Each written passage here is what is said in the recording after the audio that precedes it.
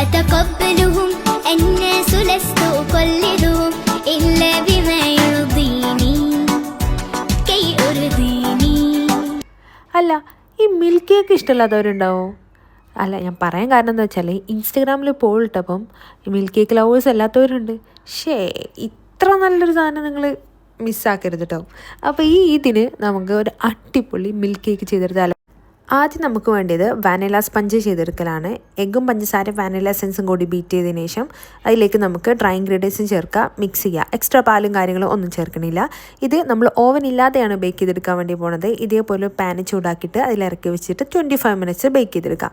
മീൻ വായിൽ നമുക്ക് അതിലേക്ക് വേണ്ടിയിട്ടുള്ള സിറപ്പ് ചെയ്തെടുക്കാം. അപ്പോൾ പാല്, കണ്ടൻസ്ഡ് മിൽക്ക്, ഫ്രഷ് ക്രീം അല്ലാന്നുണ്ടെങ്കിൽ നല്ല തിക്കായിട്ടുള്ള ക്രീം ഉണ്ടെങ്കിൽ ഉഷാറായി. അതും കൂടി ചേർത്തിട്ട് നമുക്ക് വീണ്ടും നല്ലതുപോലെ മിക്സ് ചെയ്യുക. മധുരമൊക്കെ നിങ്ങളുടെ ആവശ്യത്തിനനുസരിച്ചിട്ട് അങ്ങോട്ടും ഇങ്ങോട്ടും മാറ്റം വരുത്താട്ടോ.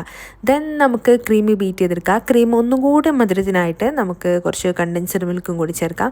വീണ്ടും ബീറ്റ് ചെയ്തെടുക്കുക. അപ്പോൾ നമ്മുടെ ക്രീമും ഇവിടെ റെഡി ആയിട്ടുണ്ട്.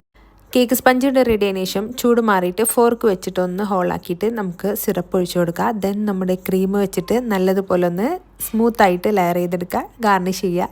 നന്നായിട്ട് തണുപ്പിച്ചെടുത്ത് കഴിക്കുക. ഇത്രേ ഉള്ളൂ. അപ്പോൾ എന്താ, ഇതിന് നിങ്ങളെല്ലാവരും മിൽക്ക് കേക്ക് അല്ലേ ചെയ്തെടുക്കണേ. അപ്പോൾ ഫീഡ്ബാക്ക് അറിയിക്കുക. ഡീറ്റെയിൽസ് ക്യാപ്ഷനിലിടുക. അപ്പോൾ ഓക്കെ, ബൈ.